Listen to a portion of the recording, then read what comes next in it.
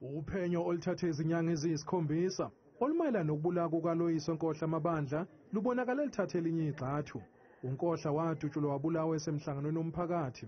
Uphenyo lwakamuva luholele ekutheni kuboshwe uMzubanzi Chulayo oneminyaka engama-41 ubudala, kanti uvele enkantolo kafushane namuhla kanye nasolwa nabo. Ummangalelo wesithathu uyowongezwa namhlanje wavela nommangalelo wesibini kwityala lobulawo kaLoyiso Nkohla. Siyayivuyela indlela amapolisa aqhuba ngalo ngokukhawulezisa ukubamba abo batyholwa ngelityala. Oyedwa wabasolwa abane, uThobani Maxengana, nokusola ukuthi nguye owayehola ukwakhiwa kwethulo lokubulawa kukaLoyiso Nkohla, owashonela esitokisini sasenkantolo kaMantshi eMonti, kanti imbangela yokushona kwakhe isaphenywa.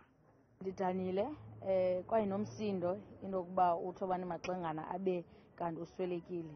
Bendimlindele ukuba makaze apha kule nkundla akazosixelela sicacisele into yoba bekusenzeka ntoni engqondweni yakhe xa decide into yokubana makafuna usibulala mna kunye nomnyenam sinabantwana abancinci kangaka.